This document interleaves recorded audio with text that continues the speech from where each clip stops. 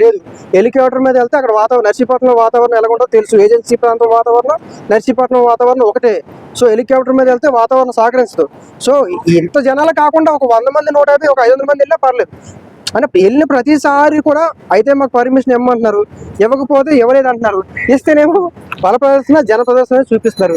Jaganmohan Reddy YCP పార్టీకి 40% vote sharing ఉంది. అది ఎలాగా ఫిక్స్. అది మళ్ళీ మనం ప్రత్యేకంగా నిరూపించుకోవాల్సిన అవసరం అయితే లేదు. అంటే అంత అది ఇంకో విషయం ఏంటంటే ఇప్పుడు హెలికాప్టర్ మీద రమ్మని చెప్పి కూటమి వాళ్ళు అంటారు. అవి రోడ్డు మ్యాప్ మీద రావద్దని. అసలు రోడ్డు మ్యాప్ ఎలాగిచ్చారు? విశాఖపట్నం మన ఎయిర్పోర్ట్ దగ్గర నుంచి మనకి లంకిలిపాలెం, అనకాపల్లి ఈ రూట్ లో నుంచి రమ్మని చెప్పారు. ఈ రూట్ అంతా కూడా మనకి అచ్చాపురం ఇండస్ట్రియల్ ఏరియా. ఈ ప్రైవేట్ ఎంప్లాయీస్ అందరూ కూడా ఆ టైంకి లంచ్ టైంకి వెళ్ళే అవకాశం ఉంటుంది. నేషనల్ హైవే ఇదంతా యాక్సిడెంట్లు అయ్యే అవకాశాలు కూడా ఉంటాయి.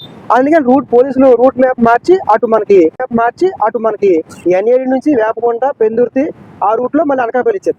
అలాగైనా సరే జగన్ కే ప్లస్ అయ్యింది. ఎందుకంటే ఇప్పుడు అలాగైతే 2 నియోజకవర్గాలు టచ్ చేసేవాళ్ళు. ఇప్పుడు పశ్చిమ నియోజకవర్గం టచ్ చేశారు, మనకి పెందుర్తి నియోజకవర్గం టచ్ చేశారు, అనకాపల్లి నియోజకవర్గం టచ్ చేశారు, నర్సీపట్నం 4 నియోజకవర్గాల్ని ఈ రూట్ మ్యాప్ మార్చడం వల్ల జగన్ కే అనుకూలమైంది. సో 4 రూట్ మ్యాప్లు మార్చి ఆయన ఇచ్చేసారు.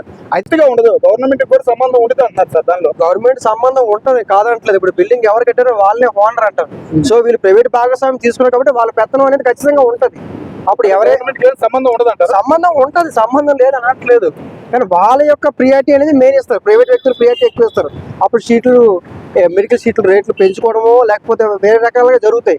సో పూర్తిగా గవర్నమెంట్ పక్షంగా ఉన్నట్లయితే మాత్రం ప్రతి ఒక్కరికి గవర్నమెంట్ సీట్లు అంటే వచ్చే అవకాశాలు భరోసా ఉంటుంది అన్నమాట. ఓకే సార్, అట్లాగే దళితుల నుంచే జగన్ దళితులకే ఎక్కువగా చేశాడు.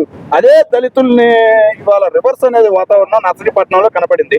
దళితులు దాంట్లో చంపేశారని చెప్పేసి అక్కడ ఉన్న దళితులే ఇప్పుడు రివర్స్ అయ్యారు జగన్మోహన్ రెడ్డి గారికి. దాని గురించి మీరు ఏమంటారు? అదే ఆ రోజు కరోనా టైంలో జరిగిన ఇన్సిడెంట్ అనేది చాలా బాధాకరమైన ఇన్సిడెంట్. వాళ్ళ అమ్మగారు కూడా ఇంకా లీగల్ గా ఫైట్ చేస్తున్నారు.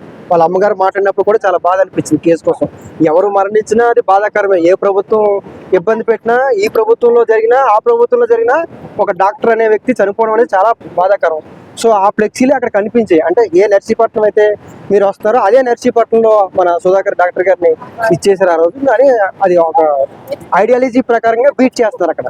ఓకే సార్, అట్లాగే 17 కాలేజీలకు ముందుకెళ్ళి ఇది చూడండి నా బొమ్మ ఉండిద్దని అన్నాడు. మరి అది ఎన్ని పూర్తయినాయి, అసలు ఏమైంది సార్? దాని గురించి ఏం అంటే 40-50% ఇప్పుడు నర్సీపట్నం దగ్గర అయితే, మన పాడేరు దగ్గర అయితే ఆల్రెడీ 60% అయ్యింది. నర్సీపట్నం దగ్గర కూడా ఇంత మార్నింగ్ చూపించారు, అది కూడా బాగానే అయ్యింది. అంటే మేము నెక్స్ట్ వచ్చి ఉన్నట్లయితే మాత్రం ఖచ్చితంగా చేసేవాళ్ళం అనేది వైసీపీ పార్టీ యొక్క ప్రధాన ఎలిగేషన్. అది ఇంకో విషయం ఏంటంటే ఇప్పుడు హెలికాప్టర్ మీద రమ్మని చెప్పి కూటమి వాళ్ళు అంటారు. అవి రోడ్డు మ్యాప్ మీద రావద్దని. అసలు రోడ్డు మ్యాప్ ఎలాగిచ్చారు? విశాఖపట్నం మన ఎయిర్పోర్ట్ దగ్గర నుంచి మనకి లంకిలిపాలెం, అనకాపల్లి ఈ రూట్ లో నుంచి రమ్మని చెప్పారు. ఈ రూట్ అంతా కూడా మనకి అచ్చాపురం ఇండస్ట్రియల్ ఏరియా. ఈ ప్రైవేట్ ఎంప్లాయీస్ అందరూ కూడా ఆ టైంకి లంచ్ టైంకి వెళ్ళే అవకాశం ఉంటుంది. నేషనల్ హైవే ఇదంతా యాక్సిడెంట్లు అయ్యే అవకాశాలు కూడా ఉంటాయి. అందుకని పోలీసులు రూట్ మ్యాప్ మార్చి అటు మనకి ఎన్ఏడి నుంచి వేపకొండ, పెందుర్తి ఆ రూట్ లో మళ్ళీ అనకాపల్లి ఇచ్చారు. అలాగైనా సరే జగన్ కే ప్లస్ అయ్యింది. ఎందుకంటే ఇప్పుడు అలాగైతే 2 నియోజకవర్గాలు టచ్ చేసేవాళ్ళు. ఇప్పుడు పశ్చిమ నియోజకవర్గం టచ్ చేశారు, మనకి పెందుర్తి నియోజకవర్గం టచ్ చేశారు, అనకాపల్లి నియోజకవర్గం టచ్ చేశారు, నర్సీపట్నం 4 నియోజకవర్గాల్ని ఈ రూట్ మ్యాప్ మార్చడం వల్ల జగన్ కే అనుకూలమైంది. సో 4 రూట్ మ్యాప్లు మార్చి ఆయన ఇచ్చేసారు. అయితే ఇప్పుడు గవర్నమెంట్ కూడా రావద్దని అనట్లేదు. మేము ఎవరు కూడా ఒక రాజకీయ పార్టీ అధ్యక్షులైనా మాజీ ముఖ్యమంత్రి రావద్దనట్లేదు. కానీ వచ్చిన ప్రతిసారి కూడా బల ప్రదర్శన చేయడం వల్ల రేపు మొన్న అక్కడ విజయ్ గారు జరిగిన సంఘటనలు ఎలాంటివి జరిగినాయి అనుకో, అమాయకమైన ప్రాణాలు కోల్పోయే అవకాశం.